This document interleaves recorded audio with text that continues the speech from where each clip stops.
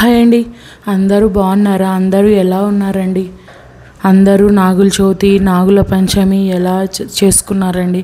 నా పెళ్ళయ్యాక first time అనమాట నా ఓన్గా నేను నా ఇంట్లో నాగుల చవితి సెలబ్రేట్ చేసుకోవడము.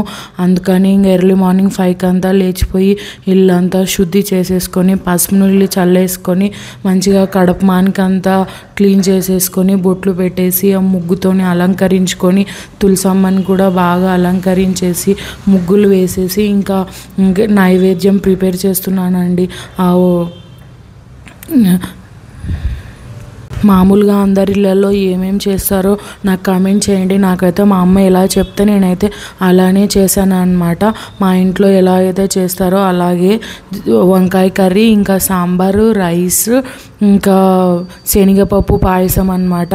చాలామందికి తెలియకపోయి ఉండొచ్చు, కానీ చాలా బాగుంటుంది. దేవుళ్ళకి చాలా ప్రీతికరం అనమాట ఈ పాయసము. సేమియా పాయసం పెట్టకూడదండి, శనగపప్పు పాయసమే పెట్టాలి. మనం ఉప్మా రవ్వ అంటాం కదా, దొడ్డు రవ్వ, దాంతో చేస్తారనమాట.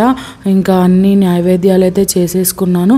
ఇంకా నువ్వుల ముద్దలు, చలివిడి, ఇంకా పెసరపప్పు నానబెట్టేసుకున్నవి అంతా అంటే అన్నీ పెట్టాలి కదండి ఆ నాగుల చవితికి రోజు ఆ నాగరాజుకి. అందుకని ఇంకా అన్నీ చేసేసాను.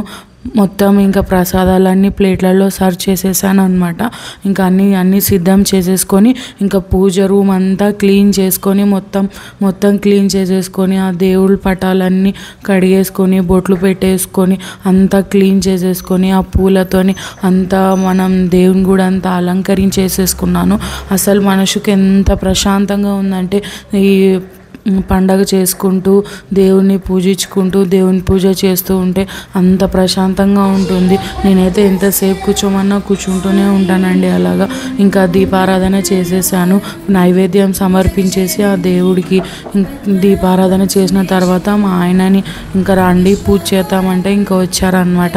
ఇంకా ఆయన చేత్తోనే కొబ్బరికాయ కూడా కొట్టించేసి ఇంకా హారతి ఇచ్చేసి హారతి తీసుకొని మంచిగా నాగరాజు స్తోత్రం చదువుకుంటూ వింటూ టీవీలో పెట్టుకొని ఇంకా దేవుణ్ణి అయితే ప్రార్థించామన్నమాట. ఈ సంవత్సరం మాకు మంచిగా జరగాలని. ఎందుకంటే నేను ఫస్ట్ టైం చేస్తున్నాను కదండి. ఎప్పుడు అమ్మ వాళ్ళ ఇంట్లో, అత్త వాళ్ళ ఇంట్లో అలా చేసుకునేదాన్ని. ఫస్ట్ టైం నా సొంతంగా నేను చేసుకుంటున్నాను అనమాట పెళ్ళైనప్పటి నుంచి. అందుకే మంచిగా సెలబ్రేట్ చేసుకున్నాము. మా ఆర్యన్ డిస్టర్బ్ చేస్తాడని వాడిని స్కూల్కి పంపించేసామన్నమాట.